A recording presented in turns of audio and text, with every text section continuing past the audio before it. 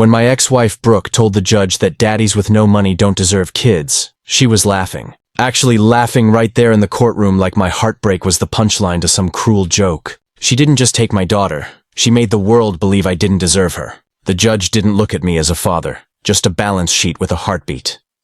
2 years later, I was mopping floors at 3 a.m. in the cardiac wing of Mercy General Hospital when an elderly woman grabbed my arm with surprising strength. Her fingers were cold, trembling, and her eyes were red from crying. "Excuse me, are you James Carter?" she asked, voice barely above a whisper. When I nodded, she broke. Not softly, but like a dam splitting under pressure. "I've been searching for you for 40 years. Your mother was my daughter. My name is James Carter. I'm 38 years old, and until that moment, I thought I knew who I was. A failed husband whose wife left him for my own cousin. A part-time father who only sees his daughter once a month through court-approved time slots like a visitor at a prison. A janitor making $14 an hour cleaning up after strangers because life decided I was built for kneeling instead of standing. But that night, in that humming, sterile hallway, I realized I wasn't broken. I was missing pieces I never knew existed. The woman standing before me was Eleanor Whitman. Yes, that Whitman. If you've ever stepped into a hospital, you've seen her name engraved on ventilators, neonatal machines, foundation plaques, entire wings built from her donations. She didn't look like wealth. She looked like regret wrapped in exhaustion. She handed me a thick manila envelope with shaking hands. Inside it was proof, not theory, not speculation, that I should have never grown up fatherless. That I was never meant to be the poor kid, that my life had been stolen before it even began. And the truth she carried wasn't just a revelation. It was ammunition.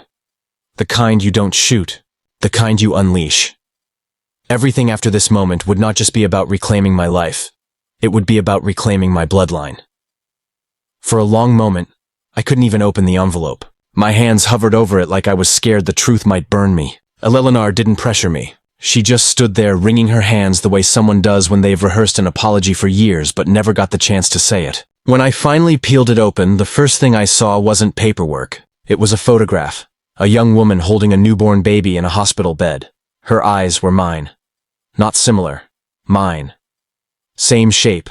Same brow line. Same cautious softness like she was already bracing for heartbreak. I didn't have to read a caption. I knew instantly this was my mother. The one I was told was gone before I could remember. The one my father never spoke about except with that sharp finality that shuts all doors. My daughter's name was Marielle, the elderly woman whispered. Before she became your mother, she was my world. She told me she hadn't come to Mercy General by coincidence. She had a failing heart and a doctor who insisted on a second specialist. A specialist here at the very hospital where I mop floors. She had asked a nurse if a man named James Carter worked nights here, and when the nurse nodded, she broke down. She'd been looking for me my entire lifetime through attorneys. Missing records, sealed adoption inquiries, doors slammed by someone with enough power to keep her out. Someone who didn't want me found.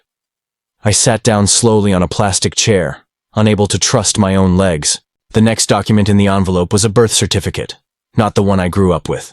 This one had a different hospital listed, a different county, a different physician, and the father's name section was blank. My father didn't sign it. Because my father might not be my father. That was the first fracture. The second came when she unclasped a locket from around her neck and pressed it into my palm. She wanted you to have this someday, she said. She never got the chance.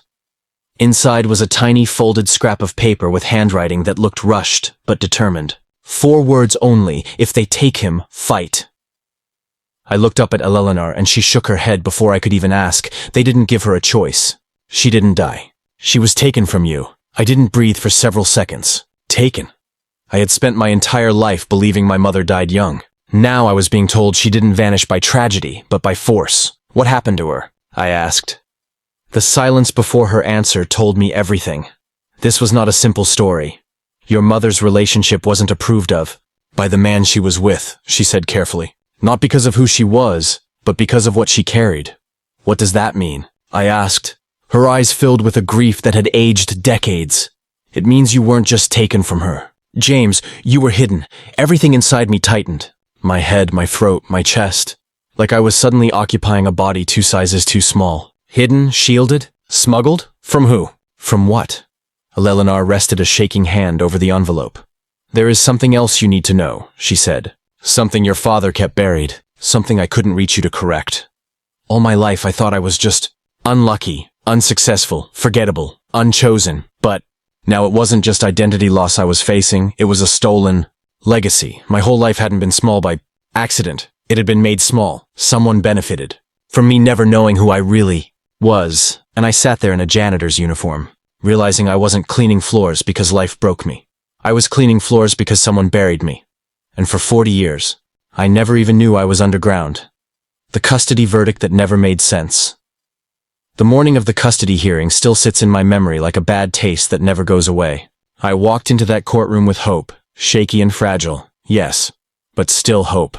I believed that if I showed the judge how much I loved my daughter, if I spoke with honesty and sincerity, surely the truth would outweigh the theatrics her mother was so famous for. But the moment the proceedings began, I realized something was deeply wrong. Her lawyer didn't present evidence of neglect, harm, or emotional instability, because none existed. Instead, they built their entire argument around one word: status. My income, my apartment size, my car that sometimes coughed in the winter, my lack of a brand-name suit. They painted me as financially insufficient, not dangerous, not unfit, just insufficient. And somehow, in that sterile room supposed to represent fairness, they acted as if a child needed polished floors instead of a loving home. When it was her turn to speak, she didn't cry, she didn't tremble, and she didn't even pretend to hurt. She smirked. She sat there talking like she was auditioning for a corporate promotion. She said raising a child was expensive, and that she shouldn't be burdened with a co-parent who can't contribute at her standard. Those were her words, her standard, not our daughter's well-being, hers. But the moment I will never forget, the moment that still burns, was when she laughed, not an accidental slip, not a nervous giggle. A deliberate, cold, dismissive laugh when the judge asked whether she believed I deserved equal custody. She leaned back, crossed her legs, and said clearly, without shame, "Poor fathers don't deserve kids." The courtroom didn't gasp. No objection. No reprimand. It was just accepted, as if she had said something obvious and universal. In that instant, I saw exactly what I was up against. It wasn't just her. It was a system that equated love with luxury, fatherhood with finance, and care with cash. I spoke from the heart when it was my turn. I told the judge about my daughter's morning routines, the way she preferred chocolate milk over regular, how she hated thunderstorms and needed me to sit beside her bed until she fell asleep. I talked about how I carried her in my arms when she was sick and how she called me her safe place. I thought, foolishly, that tenderness mattered. But tenderness doesn't leave a paper trail. Bank accounts do. By the end, the judge's decision felt predetermined. The wording was diplomatic, polished, wrapped in legal justification about stability and environmental advantage. But beneath all the polished language was a much uglier truth. Money won, love lost. I wasn't unfit. I wasn't irresponsible. I wasn't dangerous. I was just poor, and in that courtroom, that was enough to label me less than. I walked out numb, clutching a visitation schedule like a consolation prize. The woman who laughed at me walked out victorious, carrying a ruling she believed cemented her superiority. I didn't know then that her confidence was built on a foundation of lies, or that one buried secret would one day rip that foundation out from beneath her. I didn't know that the truth had been waiting decades, living quietly in a place she never thought anyone would look. All I knew was the sting, the humiliation, the feeling of being judged not as a father, but as a paycheck. What I didn't know yet was that her empire of control was already cracking. And soon, one hidden truth, a truth older than our daughter, older than our relationship, would change everything. The letter that changed everything. 2 years passed after that courtroom humiliation. I'd gotten used to the graveyard shift, pushing my mop through dim hospital hallways, headphones in, trying to drown out memories of Ruby's laughter echoing through an empty apartment. Every night felt the same until the night she appeared. Eleanor Whitman, the frail woman who claimed to know who I really was. I still remember the weight of that manila envelope in my hand. It was heavier than paper should be, not physically, but emotionally. Eleanor's hands trembled as she said, "I've been searching for you for 40 years. Her eyes were wet, but behind that grief I saw relief, like she'd been carrying a secret so long that confession itself had become a kind of mercy. I sat with her in the hospital cafeteria, the place that smelled like overcooked soup and disinfectant. She told me she was my grandmother. Her daughter, my biological mother, was not the woman I grew up believing was dead. She had been alive, hidden, and silenced. My father, the man who raised me alone, wasn't my father by blood. He had taken me when I was only 3 months old, after a brutal custody battle that was buried under forged papers and powerful names. At first, I thought she was confused, but then she slid a photograph across the table, a young woman in a nurse's uniform, holding a baby with a hospital tag that read Carter. J on the back, written in faded blue ink, were the words, "For my son, when he's old enough to know the truth." I couldn't breathe. I flipped through the rest of the papers, hospital records, notarized affidavits, even an old newspaper clipping about a nurse who went missing under mysterious circumstances. And at the bottom, one name appeared again and again. Brooke's family. Her father, to be specific. The same man who had funded her lawyer. The same man who stood beside her in court, pretending to be the image of respectability. Eleanor told me he had worked for the hospital board back in the day, the same board that silenced her daughter's case and protected my so-called father. I leaned back in my chair, heart pounding so hard it echoed in my ears. "Are you saying Brooke's father was involved in all this?" I asked. She nodded slowly, tears spilling down her wrinkled cheeks. "He made sure his name stayed clean, but the truth has a strange way of coming back when you least expect it." I looked at that envelope again, realizing that what I held wasn't just a piece of family history. It was a weapon, proof that my ex-wife's entire world of privilege, status, and superiority was built on a legacy of lies and stolen lives. As I walked home that night, the city lights blurred in the rain. The humiliation I had swallowed for years began to curdle into something else, something sharper. I wasn't just a janitor anymore. I was a man holding a story that could destroy a dynasty. The next morning, I took the day off and went to a small coffee shop. I ordered nothing, just sat there rereading every word, every document. My hands shook, not from fear but from awakening. For the first time in years, I saw a path forward. Not a legal battle, not revenge born from rage. Something bigger, because sometimes, the best revenge isn't shouting louder. It's letting the truth do the screaming for you. And this truth, this 40-year secret, was about to echo louder than any courtroom laughter ever could. The hardest part wasn't holding the truth. It was deciding what to do with it. I spent the next week rereading every page inside that envelope until I could recite the timeline like a script. My grandmother's story wasn't a conspiracy theory. It was a well-covered wound that had never healed. The cover-up was orchestrated by the same man who now sipped bourbon in his country club leather chair and called me financially unfit. The same man who told the court that poor fathers made unstable homes. The same judge who smiled while he said it owed her father favors from decades ago. The machine that tore Ruby away from me wasn't personal. It was generational. But now I held a lever big enough to dislodge the entire thing. Before I attacked the foundation, I needed to prepare. Carefully, methodically, not emotionally. Rage gets you loud. Strategy gets you results. The first thing I did was call an old friend, Luis, a paralegal I used to play basketball with in high school. We hadn't talked in 6 years, but when I told him I needed a private favor, he agreed to meet. I didn't show him everything, not yet, but I showed enough. His eyes widened when he saw the names on the documents. "James, if this is real, this is way beyond family court. This is federal," he whispered. "Good," I said. "Then it can't be buried like last time." He helped me digitize everything. Clean scans, time-stamped metadata, secure backups stored across 3 encrypted drives, and a cloud vault he didn't even tell me the name of until it was done. Not just proof, preservation of proof, the kind that can't accidentally disappear. Meanwhile, I continued playing my role exactly as Brooke expected. The defeated father, the background character. I didn't challenge her, didn't react, didn't push. When she mocked me during drop-offs, I swallowed it. When she said, maybe someday someone better will be a father figure to Ruby, I didn't so much as blink. She thought silence meant surrender. But silence is often just sharpening.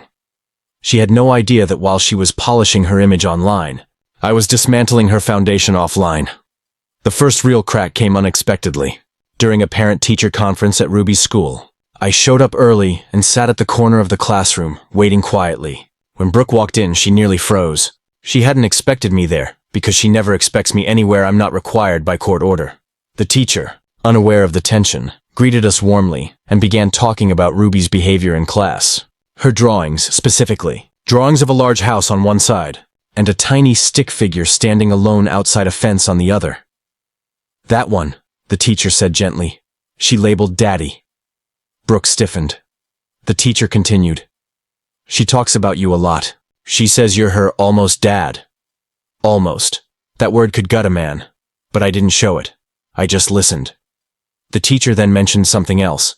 Ruby had begun refusing to participate in family tree assignments because she said she doesn't know which family counts. She was 7 years old and already living like a split identity. Brooke tried to spin it, of course, claiming I was confusing her. But the teacher looked at her with concern. Something in that woman's confidence cracked in that moment. Not because she was losing control, but because someone else finally saw the fracture.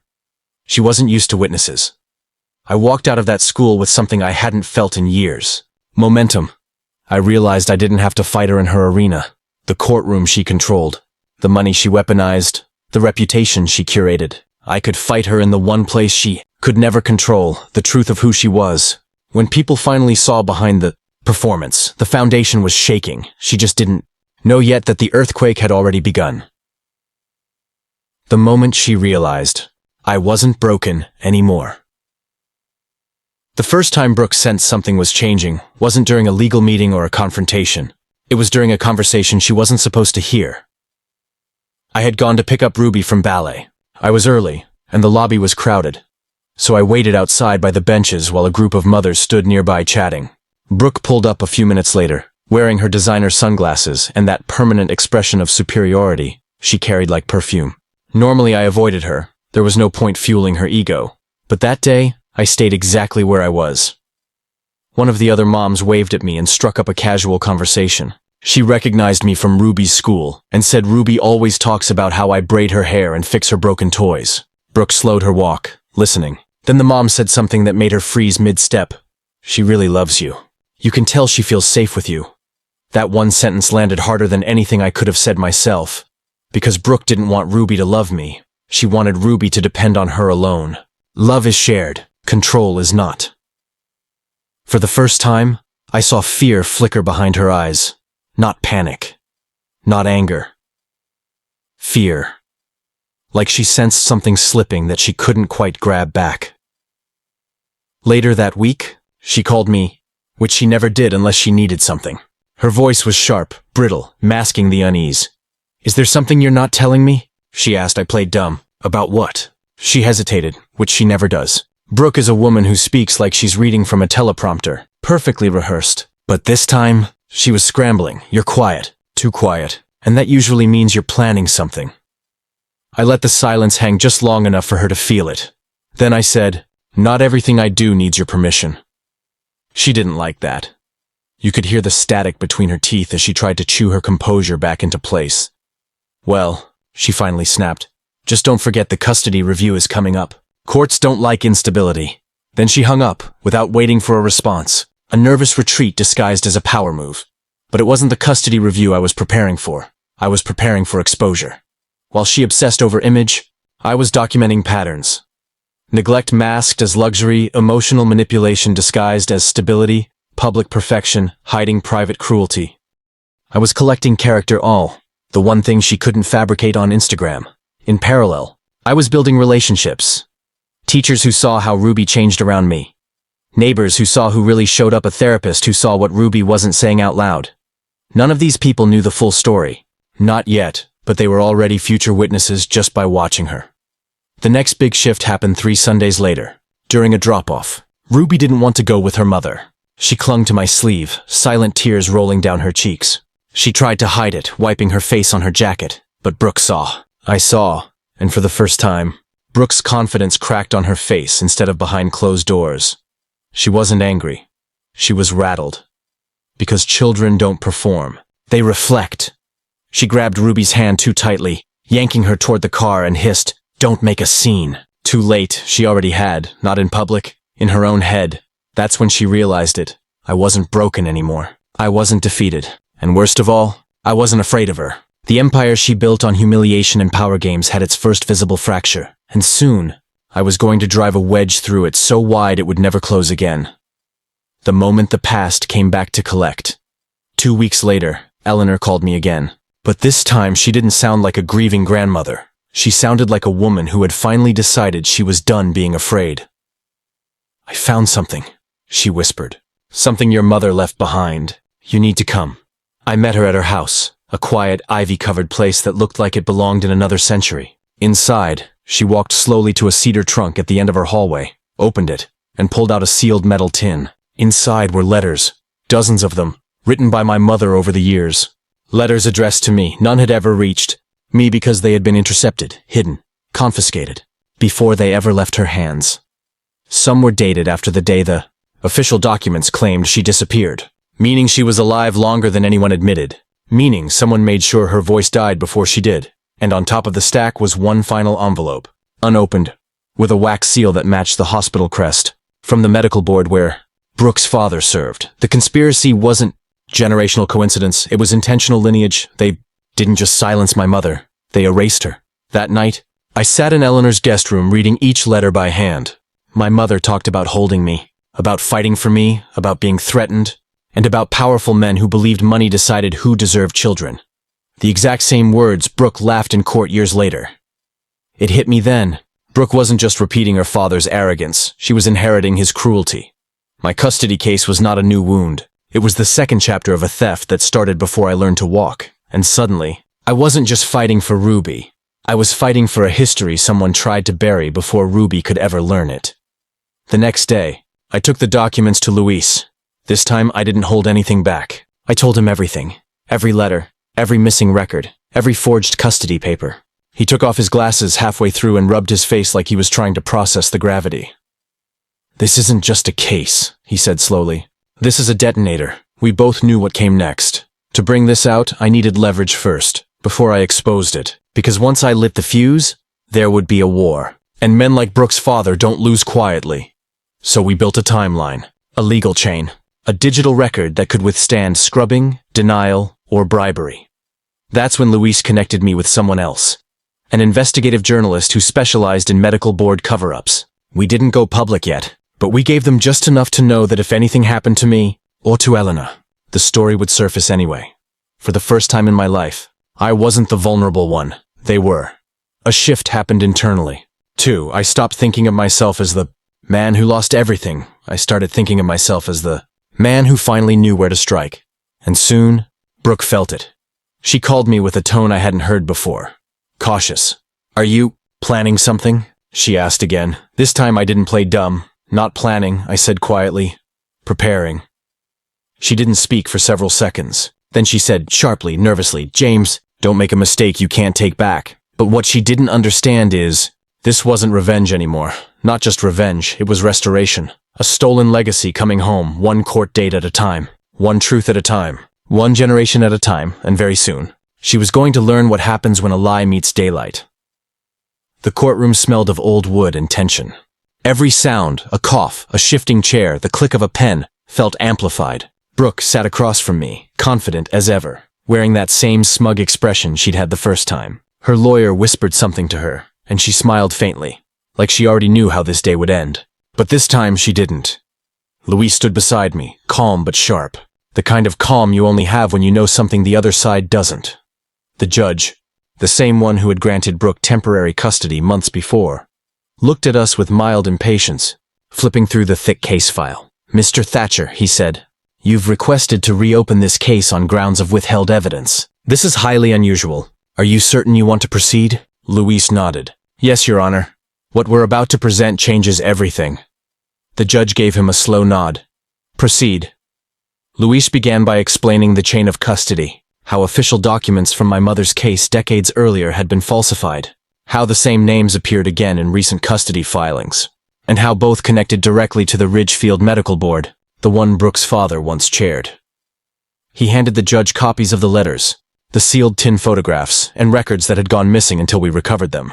I watched the judge's face change from boredom to disbelief. Then, the moment came. Luis called Eleanor to the stand. She walked slowly, her hands trembling. But when she began to speak, her voice didn't shake. She told the court how she had been pressured years ago to stay silent about what happened to my mother, how she'd been promised financial security in exchange for silence, how she regretted it every single day. She was a good woman, Eleanor said, tears rolling down her cheeks. They destroyed her because she wasn't one of them, because she didn't come from money. They took her child away, and I helped them, but not anymore. You could have heard a pin drop. Brooke's face twisted. She whispered to her lawyer frantically, shaking her head. "This isn't true," she hissed, but even she didn't sound sure. Luis approached the bench again. "Your Honor," he said. "The same falsified signature used to terminate James Thatcher's mother's parental rights in 1985 appears here in a 2023 filing transferring temporary custody of his daughter Ruby. Same handwriting, same pen pressure, same initials." He placed the two side by side. The judge leaned forward, his expression darkening. "Are you implying?" Luis interrupted gently. "Not implying, Your Honor. Demonstrating." He motioned to the forensic analyst we'd brought, a handwriting expert Juos who confirmed everything. The courtroom shifted from silence to whispers, to gasps to absolute chaos. Brooke's lawyer asked for a recess, but the judge refused. When Brooke was finally asked to testify, she stammered for the first time I'd ever seen. They told me it was fine," she said, glancing toward the back of the room. "My father said it was how things were done, that the court would always take his word over." She stopped herself, but it was too late. Every word she'd spoken had already sealed the truth. By the time the judge slammed his gavel, his tone was final. "This court finds that the original custody transfer was obtained through fraudulent means. Full custody is hereby restored to Mr. Thatcher. Additionally, an independent investigation into the Ridgefield Medical Board and its affiliates will commence immediately." I didn't move, didn't breathe. Brooke sat frozen, her mask gone. For the first time she looked small, and as I stood to leave the courtroom, I didn't look back at her. I didn't need to, because for the first time in 40 years, the truth had spoken, and it had spoken louder than her laughter ever did. The courthouse hallway after the ruling didn't feel real. Everything looked sharper. The lights, the tiled floor, the way sound echoed off the walls, like I'd stepped out of a life sentence I never realized I was serving. I expected to feel triumphant, but what I felt instead was gravity. Decades of buried truth had just been yanked into daylight, and sunlight burns when it hits something that's lived too long in the dark. Brooke came out minutes later, not with the strut she usually had, but with a slow, stunned walk, like someone trying to understand how their throne had disappeared while they were still sitting on it. Her lawyer was gone. Her composure was gone. All that was left was the woman behind the performance, cornered, exposed, furious, and finally powerless. She tried to speak to me, but the bailiff stepped between us. Her eyes were wild, not with heartbreak, but with disbelief. She had spent so many years being untouchable, she had forgotten what consequences feel like. Her voice cracked through the hallway. "You think this wins you something? You think this makes you a father? You're still nothing." But the words didn't land. Not because I was stronger than them, but because they no longer came from a position of authority. She was shouting uphill now. I was no longer beneath her. I didn't respond. I didn't need to. The gavel already had. 2 days later, the investigation went public. Not rumor. Not whispers. Headline: Medical Board corruption tied to custody fraud. 40-year cover-up alleged. Brooke's father resigned within 24 hours. His retirement announcement ran on page 3. The investigation report ran on page 1. And the journalist, the same one Luis had quietly briefed weeks before, didn't hold back any names. A system that had silenced my mother suddenly found itself under a microscope. Not because I screamed, not because I begged, but because the truth finally had teeth, and once truth bites, corruption bleeds. I kept Ruby out of the spotlight. She didn't need to know the storm her mother was standing in. She didn't need revenge. She needed stability. The night I brought her home, she fell asleep on the couch curled up beside me, holding my shirt like she was afraid I might vanish. That was the moment I understood. I hadn't just won custody. I had broken a generational chain. I didn't just protect my daughter. I protected her childhood. Brooke reached out once more, through her attorney, not to apologize, not to reconcile, but to salvage image. They wanted to negotiate a softer narrative before the press dug deeper. I responded with 5 words.